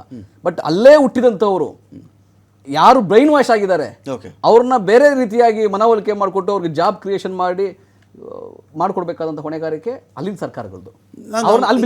ಜನರಲ್ ಒಂದು ಕ್ವಶನ್ ಕೇಳ್ತೀನಿ. ಇದೇ ಘಟನೆಗೆ ಸಂಬಂಧಪಟ್ಟಂತೆ ಇಬ್ಬರ ಬಗ್ಗೆ ಬಹಳ ಸುದ್ದಿ ಆಗ್ತಿದೆ. ಒಂದು, ಆ ಗಿಡ್ಡ ಕುದುರೆಯನ್ನು ಇಟ್ಕೊಂಡು ಈ ವ್ಯಾಲಿಯಲ್ಲಿ ಓಡಾಡ್ತಿದ್ದಂಥ ವ್ಯಕ್ತಿ ತುಂಬ ಕೇಳಿಕೊಂಡ. ಅವನು, ಇವರು ಬಿಟ್ಟುಬಿಡಿ, ನಮ್ಮ ಪ್ರವಾಸಿಗರು, ನಮ್ಮ ಪಾಲಿಗೆ ಇವರೆಲ್ಲ ಅತಿಥಿ ದೇವ್ರ ಥರ, ಇವರು ಅನ್ನದಾತರಿದ್ದಾರೆ, ಇವ್ರನ್ನ ಬಿಟ್ಟುಬಿಡಿ ಅಂತ ಹೇಳಿ ಮುಸ್ಲಿಮ್ ಕೇಳ್ಕೊಂಡಾಗ ಅವನೇನೋ ಗನ್ನು ಕಿತ್ಕೊಳ್ಳೋಕೆ ಹೋದ ಅಂತ ಕೆಲವರು ಹೇಳ್ತಾರೆ. ಇಲ್ಲ, ಗನ್ನಿ ಒಂದು ಟ್ರಿಗರ್ ಹೇಳಿದಾಗ ಬರ್ಸ್ಟ್ ಆದಾಗ ಅದೊಂದು ರೀತಿಯಲ್ಲಿ ಅವನು ಸತ್ತೋಗ್ತಾನೆ, ಇವರು ಸತ್ತೋಗ್ತಾನೆ, ಆ ಥರದ್ದು ಒಂದಾಗಿದೆ. ಇನ್ನೊಬ್ಬ ಮಂಜುನಾಥ್ ರಾವ್ ಅವರ ಮಗನನ್ನು ಹೆಗಲ ಮೇಲೆ ಹೊತ್ಕೊಂಡು ಒಬ್ಬ ಓಡಿ ಬರ್ತಾ ಇದ್ದಾನೆ. ಈಗ ಕೊಲ್ಲೋನೊಬ್ಬ ಇದ್ದರೆ ಕಾಯೋನೊಬ್ಬ ಇರ್ತಾನೆ ಅಂತ. ಕೊಲ್ಲೋನೊಬ್ಬ ಇದ್ದರೆ ಅವನು ಮುಸ್ಲಿಂ ಅಂತ ಹೇಳಿ ಸ್ಥಳೀಯ ಜನರಿಗೆ ಎಲ್ರಿಗೂ ಬಹಳ ಸ್ಪಷ್ಟವಾದಂಥ ಅರಿವಿದೆ. ಅವ್ನು ಮುಸ್ಲಿಂ ಆಗಿರಲಿ, ಹಿಂದೂ ಆಗಿರಲಿ, ಪಂಡಿತ ಆಗಿರಲಿ, ಎಲ್ಲರಿಗೂ ಕ್ಲಾರಿಟಿ ಇದೆ ಕಾಶ್ಮೀರದ ಬಗ್ಗೆ. ನಮ್ಮ ಕಾಶ್ಮೀರ ಅಂದ್ರೇನು, ನಾವು ಹೆಂಗೆ ಜೀವನ ಮಾಡಬೇಕೇನು ಅಂತ ಹೇಳಿ. ಇದರಲ್ಲಿ ಬ್ರೈನ್ ವಾಶ್ ಮಾಡೋ ಗುಂಪುಗಳನ್ನು ಏನು ಮಾಡಬಹುದು ನಟರಾಜ್ ಗೌಡ್ರೆ? ಇಲ್ಲ, ಅದೇ ಹೇಳ್ತಾರಲ್ಲ, ಮಿಲಿಟೆಂಟ್ಸ್ನ ನೀವು ತೀವ್ರ ತಗೊಳ್ಳೇಬೇಕು. ನೀವು ಈಗ ಬೇರೆಯವ್ರನ್ನ ಮಾತಾಡಿಸ್ದೆ, ಈಗಲೂ ಪ್ರವಾಸದಲ್ಲಿರೋ ನಾನು ಮಧ್ಯಾಹ್ನ ಮಾತಾಡಿಸ್ದೆ, ಅವ್ರು ಹೇಳ್ತಾ ಇದ್ದಾರೆ ತುಂಬಾ ಅದ್ಭುತ ಜನ ಸರ್, ತುಂಬಾ ಅದ್ಭುತ ಜನ, ಅವ್ರ ಆತಿಥ್ಯಕ್ಕೆ ನಾವು ಋಣಿಗಳಾಗಿದ್ದೀವಿ, ನಮಗೆ ಬೇರೆ ಬೇರೆ ರೂಟಲ್ಲಿ ಹೇಳ್ತಾ ಇದ್ದಾರೆ ಹೋಗಿ ಅಂತ. ಜನಗಳ ಬಗ್ಗೆ ನಾವು ಕನ್ನಡದ ಪ್ರವಾಸಿಗರು ಹೇಳೋದು ಮಾತು ನೋಡಿ, ಅದು ಬ್ರೈನ್ ವಾಶ್ ಆಗಿರೋರು ಬೇರೆ ವಿಷಯ. ಇವಾಗ ಸತ್ತಿರೋ 28 ಜನದಲ್ಲಿ ಸ್ಥಳೀಯರು ಕೂಡ ಇಬ್ಬರು ಇದ್ದಾರೆ, ಓಕೆ, ಅವರು ಮುಸಲ್ಮಾನರೇ. ಸ್ಥಳೀಯರು ಕಾಶ್ಮೀರಿಗಳು ಇಬ್ಬರು ಸತ್ತಿದ್ದಾರೆ. ಅದರೊಳಗೆ ಒಬ್ಬ ನೇಪಾಳಿ ಸತ್ತಿರ್ಬೋದು, ಒಬ್ಬ UAE ಸತ್ತಿದ್ದಾರೆ. ಈ ಪ್ರವಾಸಿಗರನ್ನ ಟಾರ್ಗೆಟ್ ಮಾಡಿ ಅವ್ರು ಕೊಂದಿದ್ದಾರೆ. ಇಲ್ಲಿ ಮಿಲಿಟೆಂಟ್ಸ್ ಆಗ್ತಾರೆ, ಯಾರಾದರೂ ಆಗ್ತಾರೆ, ಅವ್ರಿಗೆ ಬ್ರೈನ್ ವಾಶ್ ಆಗುತ್ತೆ ಅಂತಂದದ್ದು ಕೂಡ ಅದನ್ನ ಸರ್ಕಾರ, ಲೋಕಲ್ ಅಥಾರಿಟಿ, ಪಬ್ಲಿಕ್ಕು ಸೇರಿ, ಪಬ್ಲಿಕ್ ಇನ್ವಾಲ್ವ್ಮೆಂಟು ಸೇರಿ, ಕೇಂದ್ರ ಸರ್ಕಾರನೂ ಸೇರಿ ಅಲ್ಲೊಂದು ಹೊಣೆಗಾರಿಕೆ ಇದೆ. ಬೇರೆ ರೀತಿಯ ಅಟ್ಮಾಸ್ಫಿಯರ್ ತರೋದು ಅದು ಪ್ರಯತ್ನಗಳು ಮಾಡ್ತಾನೆ ಸರ್ಕಾರಗಳು. ಅದನ್ನು ಮೀರಿ ಈ ಥರದೊಂದೊಂದು ಘಟನೆಗಳು ಆಗ್ತಾ ಇರ್ತಕ್ಕಂಥದ್ದು, ಅದನ್ನು ಮೀರಿ ಆಗ್ತಾ ಇರ್ತಕ್ಕಂಥದ್ದು. ಸೊ ಇದನ್ನು ತಡಿಬೇಕು. ಇದು ತಡಿಲಿಕ್ಕೆ ಸರ್ಕಾರ ಏನು ತೀರ್ಮಾನ ತಗೋತದೆ, ಏನು ಮಾಡುತ್ತೆ ಅನ್ನೋದು ನಾವು ಮುಂದೆ ಕಾದು ನೋಡಬೇಕಾಗ್ತದೆ. ಆದರೆ ಇವತ್ತು ಉತ್ತರ ಕೊಡಬೇಕಾದ 2019 ಪುಲ್ವಾಮಾ ಆದ ಮೇಲೆ ಇನ್ನು ಉತ್ತರ ಸಿಕ್ಕಿಲ್ವಲ್ಲ ದೇಶ ಜನತೆಗೆ, ಆ ರೀತಿಯಾಗಿ ಇದು ಆಗ್ಲಿಕ್ಕೆ ಬಿಡಬಾರ್ದು. ಶಿವಲಿಂಗ ಅವರೀಗ ಈ ಒಂದು ವಿಚಾರಗಳಲ್ಲಿ ನಾವೇನಾಗುತ್ತೆ, ಇದನ್ನು ಡಿಮಾನಿಟೈಸೇಷನ್ ಮಾಡಿಬಿಟ್ರೆ ಉಗ್ರರ ಕೈಗೆ ದುಡ್ಡೇ ಸಿಗಲ್ಲ, 500 ರೂಪಾಯಿ ನೋಟು, 1000 ರೂಪಾಯಿ ನೋಟೆಲ್ಲ ಬ್ಯಾನ್ ಮಾಡಿಬಿಟ್ರೆ ಓಕೆ, ದುಡ್ಡು ಸಿಗದೆ ವಿಲಿವಿಲ ಅಂತ ಒದ್ದಾಡಿಬಿಡ್ತಾರೆ, ಖೋಟಾ ನೋಟ್ ಇರೋದೇ ಇಲ್ಲ, ಇವುಗಳಿಂದನೇ ಅವರೆಲ್ಲ ಇನ್ಫಿಲ್ಟ್ರೇಟ್ ಆಗ್ತಿರೋದು ಜಾಸ್ತಿ. ಇದೆಲ್ಲ ಒಂದು ಮಾತು ಬಂತು. ಆರ್ಟಿಕಲ್ 370 ತೆಗೆದುಬಿಟ್ರೆ ಲಾಲ್ ಚೌಕಿಂದ ಹಿಡಿದು ಎಲ್ಲಿ ಬೇಕಾದರೂ ಆರಾಮಾಗಿ ಟೀ ಕುಡಿಬೋದು ಅಂತೆಲ್ಲ ಮಾತಿತ್ತಲ್ಲ. ಇದು ರಾಜಕೀಯವಾಗಿ ಕಾಶ್ಮೀರ ಜನ ಹೆಂಗೆ ಕೇಳಿಸ್ಕೊಂಡ್ರೋ, ಬೆಂಗಳೂರು ಜನ ಹೆಂಗೆ ಕೇಳಿಸ್ಕೊಂಡ್ರೋ, ಕನ್ಯಾಕುಮಾರಿ ಜನ ಹೆಂಗೆ ಕೇಳಿಸ್ಕೊಂಡ್ರೋ, ವೆಸ್ಟ್ ಬೆಂಗಾಲ್ ನಮಗೆ ಗೊತ್ತಿಲ್ಲ. ಕಾಶ್ಮೀರದಲ್ಲೇ ಇದ್ದವರಿಗೆ ಇದೇನಾದರೂ ಪರಿಣಾಮ ಬೀರಿದೆ ಅಂತ ನಮ್ಗೆ ಅನಿಸುತ್ತಾ? ಅಥವಾ ಇಂಥ ಘಟನೆಗಳು ಇಟ್ಕೊಂಡು ನಾವು ಇಡೀ ಕಾಶ್ಮೀರಕ್ಕೆ ಒಂದು ಕೆಟ್ಟ ಬಣ್ಣ ಬಳಿಬೇಕು ಅನ್ನೋ ನನ್ನ ಉದ್ದೇಶ ಅಲ್ಲ. ಅಲ್ಲಿ ನಡೀತಿರೋದೇನು ಅಂತ. ಈಗ ನನಗೆ 70 ವರ್ಷ. Colonel Nagaraj will agree with me. ನಾವು ಹಿಂದೆ 70-80ರಲ್ಲಿ ಕಾಶ್ಮೀರಕ್ಕೆ ಹೋದಾಗ ಅಲ್ಲಿ ಜನ, ಲೋಕಲ್ ಜನ ನಮ್ಮನ್ನು ತುಂಬ ರಫ್ ಆಗೇ ನೋಡ್ಕೊಳ್ಳೋರು. ನೆನ್ನೆ ಇನ್ಸಿಡೆಂಟ್ ಆದಮೇಲೆ ನಾನು ಒಂದು ತುಂಬ ಐ ಆಮ್ ವೆರಿ ಪ್ರೌಡ್. ಈ ಘಟನೆ ಇದ್ದೇನು ದುಃಖ ಆಗಿದೆ ನೋಡಿ. ಪುಲ್ವಾಮಾ ಅದು ಇಟ್ಸ್ ಎ ಸ್ಮಾಲ್ ಟೌನ್, ಬರೀ 6,000 ಜನ ಅಷ್ಟೇ ಜನಸಂಖ್ಯೆ ಇರುತ್ತೆ. ಆ ಕಂಪ್ಲೀಟ್ ಟೌನಲ್ಲಿ ಈ ಘಟನೆನ ಖಂಡಿಸಿ ಎಂಥದ್ದು ಕ್ಯಾಂಡಲ್ ಲೈಟ್ ಪ್ರೊಸೆಷನ್ ಮಾಡೋರು. It glad on my heart. ನನಗೆ ತುಂಬ ಸಂತೋಷ ಆಯ್ತು ಇದನ್ನು. ಆಮೇಲೆ ಕಾಶ್ಮೀರದಲ್ಲಿ ಎಲ್ಲ ಕಡೆ ಈ ಭಯೋತ್ಪಾದಕ ಘಟನೆನ ಖಂಡಿಸವ್ರೆ. ಇವತ್ತು ಕೂಡ ನಿನ್ನೆ ಘಟನೆಯಲ್ಲಿ ಬಂದ್ ಮಾಡಿದ್ದಾರೆ. ಪ್ರವಾಸಿಗರಿಗೆ, ಹೋಟೆಲ್ಗಳಿಗೆ ತೊಂದರೆ ಆಗಬಾರ್ದು ಅಂತ ಹೋಟೆಲ್ ಓಪನ್ ಮಾಡಿಟ್ಟಿದ್ದಾರೆ. I will come back, just hold your gun. ನಾನು ಏನು ಕೇಳ್ತಾ ಇದ್ದೀನಿ, I have seen from 70s, in 70s, even early 80s ಅವ್ರು ನಮ್ಮ ಜೊತೆ ಅಷ್ಟು ಸೌಹಾರ್ದತೆ ತೋರಿಸ್ತಿರ್ಲಿಲ್ಲ. ಈಗ ತುಂಬ ಸೌಹಾರ್ದತೆ. ಇದಕ್ಕೆ ಒಂದು main reason what I C, ಏನು PO ಅವರು ಪಾಕಿಸ್ತಾನ್ ಅಡ್ಮಿನಿಸ್ಟ್ರೇಟೆಡ್ POK, ಪಾಕಿಸ್ತಾನ್ ಆಕ್ಯುಪೈಡ್ ಕಾಶ್ಮೀರ್ ಇದೆ, ಅಲ್ಲಿ ಆರ್ಥಿಕತೆ, ಅಲ್ಲಿ ಜನಜೀವನ, ಈ ನಮ್ಮ ಕಾಶ್ಮೀರಲ್ಲಿ ನಮ್ಮದೇನೆ, ಇಲ್ಲಿಂದು ಅವ್ರು ಕಂಪೇರ್ ಮಾಡ್ತಾವ್ರೆ. ಆಮೇಲೆ ಇಲ್ಲಿ ಏನು ಲಿವಿಂಗ್ ಸ್ಟ್ಯಾಂಡರ್ಡು, ಆಮೇಲೆ ಇಲ್ಲಿ ನೋಡ್ಕೊಳ್ಳೋ ರೀತಿ, that makes a very vast difference. ಅವ್ರಿಗೆ ಈ ಡಿಫ್ರೆನ್ಸ್ ಗೊತ್ತಾಗಿದೆ. ಆದ್ದರಿಂದ they are very happy to be in India. ಇದು ಬೆಳೆಯುತ್ತೆ, ಇದನ್ನು ನಾವು ಬೆಳೆಸಬೇಕು. And I agree with colonel Nagaraj. ಅಲ್ಲಿ ಏನು ಧರ್ಮದ ವಿಷಯ ಇಲ್ಲ, ಏನು 2 to 5% ರ್ಯಾಡಿಕಲೈಸ್ ಮಾಡ್ಬೋದು, ಎಲ್ಲರೂ ರ್ಯಾಡಿಕಲೈಸ್ ಮಾಡೋಕ್ಕಾಗಲ್ಲ, ಅದನ್ನು ಒಪ್ಕೊಂತೀವಿ. But Pakistan it is living on radicalism. ಅವರು ಮದ್ರಾಸ ಉಸಿರಾಡೋದು. And one more point I want to add, ಆ ಪಾಕಿಸ್ತಾನದ ಆರ್ಮಿನ ಪೂರ್ತಿ ಇಸ್ಲಾಮೈಸ್ ಮಾಡಿದ್ದು ಜನರಲ್ ಜಿಯಾವುಲ್ ಹಕ್. ಅವನಷ್ಟು ಅವರ ಸೈನ್ಯ ಅವ್ರ ದೇಶದವ್ರು ಹೇಳ್ತಾರೆ, ನಾವು ಹೇಳ್ತಿಲ್ಲ. ಅವನು ಪೂರ್ಣವಾಗಿ ಆರ್ಮಿನ ಇಸ್ಲಾಮಿಕ್ ಮಾಡಿಬಿಟ್ಟ. ಅವ್ರದ್ದು ಇಸ್ಲಾಮಿಕ್ ಕಂಟ್ರಿ. ಒಂದು ಮಾತು ಹೇಳ್ತೀನಿ, ಒಂದು ಘಟನೆ ಆಯಿತು. ನಾನು ಎಲ್ಲ ಫೇಲ್ ಆದಾಗ ಈ ಧರ್ಮ ಗೆದ್ದು ಬಿಡುತ್ತೆ ಅಂತ ಕೆಲವರಿಗೆ ಅದು ಅವರ ಹತಾಶೆ. ಇವಾಗ ಎಲ್ಲೇ ಆಗ್ಲಿ ಅಲ್ಟಿಮೇಟ್ ವೆಪನ್ ಧರ್ಮ ಅಂತ ಇಟ್ಟುಬಿಟ್ರೆ ಬಾರಾಕೂನ್ ಮಾಫ್ ಅಂತ. That is not the point. ಯಾಕಂದ್ರೆ ನಾನು ಒಂದು ಮಾತು ಹೇಳ್ತೀನಿ. 2016ರಲ್ಲಿ ನಾನು ಆಪರೇಷನ್ ಮಾಡ್ತಾ ಇದ್ದೆ ಸೋನಾಮರ್ಗಲ್ಲಿ ಆಪರೇಷನ್ ಮಾಡುವಾಗ ಒಂದು ಶೆಪರ್ಡ್ ಇರ್ತಾನೆ, ಅವನು ಕೆಳಗಡೆ ಬರ್ತಾ ಇದ್ದ. ನಾನು ಕೇಳಿದೆ ಎಲ್ಲಿಂದ ಬರ್ತಾ ಇದ್ದ, ನನ್ನ ಹೆಸರು ನೋಡ್ಬಿಟ್ಟು ನಾಗರಾಜ್ ಸರ್ ಎಲ್ಲಿಂದ ನೀವು, ಯಾವ ಊರಂತ ಕೇಳ್ದ. ಸಡನ್ಲಿ ಕನ್ನಡದಲ್ಲೇ ಕೇಳ್ದ, ಸರ್ ಯಾವ ಊರಂತ. ನಾನು ಹೇಳಿದೆ ಬೆಂಗಳೂರಲ್ಲಿ. ಓ ಸರ್, ನಾನು ಬೆಂಗಳೂರಲ್ಲಿ ಸುಮಾರು 5 ವರ್ಷ ಇದ್ದೆ ಅಂಡ್ ಫ್ಲೂಯೆಂಟ್ ಕನ್ನಡ ಮಾತಾಡಿದೆ. ಇವಾಗ why should a Kashmiri to impress me speak in Kannada? Correct. ಅದು ಅವನ ಒಳಗಡೆ ಇದೆ. There is a transformation change. First militancy ಇತ್ತು, ಇವಾಗ ಇವ್ರು ಹೇಳಿದ್ರಲ್ಲ ಶಿವಲಿಂಗ ಅವರು, ಹೆಮ್ಮೆ ಪಡೆಯೋ ವಿಷಯ. ಯಾಕಂದ್ರೆ everyone is there on the street to condemn it. There is a change. So as I said, I reiterate again, this is not a point for religion. ಧರ್ಮದ ಘಟನೆ ಇಲ್ಲ. This is a proper planned operation from Pakistan. I think we should blame them. Fine, thank you Nagaraj ಅವರೇ, thank you Shivalingaiah ಅವರೇ, thank you Nataraj ಗೌಡ್ರೆ. ಇಂಥ ಒಂದು ಈ ಬಂದೂಕುಗಳಿಗೆ, ಇಂಥ ಬಂದೂಕಲ್ಲಿ ಮಾತನಾಡುವವರಿಗೆ ನಾವು ಬಂದೂಕಲ್ಲೇ ಉತ್ತರ ಕೊಡಬೇಕಾಗತ್ತೆ. ಸಾಮಾಜಿಕವಾಗಿ ಇವರನ್ನು ಹೇಗೆ ಹ್ಯಾಂಡಲ್ ಮಾಡಬೇಕು, ಆರ್ಥಿಕವಾಗಿ ಹೇಗೆ ಹ್ಯಾಂಡಲ್ ಮಾಡಬೇಕು, ಗಡಿ ವಿಚಾರಗಳಲ್ಲಿ ಹೇಗೆ ಹ್ಯಾಂಡಲ್ ಮಾಡಬೇಕು, ಜೊತೆಗೆ ಜಮ್ಮು ಕಾಶ್ಮೀರದಂಥ ಸ್ಥಳಕ್ಕೆ ಇವತ್ತಿಗೆ ತುರ್ತಾಗಿ ಅಗತ್ಯ ಇರತಕ್ಕಂಥದ್ದು ಇನ್ನೂ ಹೆಚ್ಚಿನ ಸೈನ್ಯ, ಅಲ್ಲಿ ಇದನ್ನು ಡಿಪ್ಲಾಯ್ ಮಾಡೋ ಮೂಲಕವಾಗಿ ಮತ್ತೆ ಜಮ್ಮು ಕಾಶ್ಮೀರದ ಗತ ವೈಭವ, ನಾನು ಸ್ವಾತಂತ್ರ್ಯ ಮುಂಚೆ ವೈಭವ, ಅದಕ್ಕಿಂತ ಮುಂಚಿನ ವೈಭವಗಳ ಬಗ್ಗೆ ನಾವು ಮಾತಾಡೋದಾದರೆ ತುಂಬ ಅದ್ಭುತ ಪ್ಲೇಸ್ ರೀ. ನೋಡಿ, ನಿಮಗೆ ಸ್ವಾತಂತ್ರ್ಯ ನಂತರದ 10-20 ವರ್ಷಗಳಲ್ಲಿ ಅದರ ತನವನ್ನು ಅದಿನ್ನೂ ಬಿಟ್ಟು ಹೋಗಿರಲ್ಲ. ಅಲ್ಲಿ ಉಗ್ರಗಾಮಿ ಇದನ್ನೋ, ಅದು ಪಾಕಿಸ್ತಾನಕ್ಕೆ ಸೇರಬೇಕಾಗಿತ್ತು ಅನ್ನೋ ಇಶ್ಯೂಗಳು, ಹರಿಸಿಂಗ್ ಮಾಡಿದಂಥ ಒಪ್ಪಂದಗಳು, ಅದೆಲ್ಲ ಇನ್ನೂ ಹಾಗೆ ಉಳ್ಕೊಂಡಿರುತ್ತೆ. ಆಫ್ ಲೇಟ್ ಒಂದು 70-75 ವರ್ಷಗಳು ದಾಟ್ತಾ ಹೆಚ್ಚು ಕಡಿಮೆ ನಿಮಗೆ ವೋಟ್ ಹಾಕೋ ಜನ್ರೇಷನ್ ಲೆಕ್ಕ ಹಾಕಿಬಿಟ್ರೆ 7-8 ಜನ್ರೇಷನ್ ಬಂದುಬಿಟ್ಟಿರುತ್ತೆ ಅಲ್ಲಿ. ಸೊ ಈ ಜನ್ರೇಷನ್ಗೆ ಕೆಲಸದ್ದು, ಜಾಗತೀಕರಣದ್ದು, ಅನಿವಾರ್ಯತೆಗಳು, ವಿದ್ಯೆ, ಇವುಗಳ ಮಹತ್ವ ಗೊತ್ತಾಗಿರಬೇಕು. 500 ರೂಪಾಯಿ ಕೊಟ್ಟರೆ ಸ್ಟೋನ್ ಬೆಲ್ಟಿಂಗ್ ಮಾಡೋ ಕಾಲ ಕೂಡ ಇತ್ತಲ್ಲಿ. 500 ರೂಪಾಯಿ ಕೊಡ್ತೀನಿ, ಹೋಗಿ ಕಲ್ಲೋಡಿ ನೀನು ಅಂತ ಹೇಳಿ ಬಹಳಷ್ಟು ಮಾಗಿದ್ದಾರೆ ಜನ. ಬಟ್ ಈಗ ಆ ಜನಗಳಿಂದ ಇಂಥ ಕ್ರಿಮಿಗಳನ್ನು ಬೇರ್ಪಡಿಸ್ತಕ್ಕಂಥ ಕೆಲಸ ಇನ್ನೆಂದಿಗಿಂತ ಹೆಚ್ಚಾಗಿ ಆಗಲಿ ಅಂತ ಹೇಳ್ತಾ ಡಿಬೇಟ್ ಮುಗಿಸ್ತಾ ಇದ್ದೀನಿ. ನಮಸ್ಕಾರ.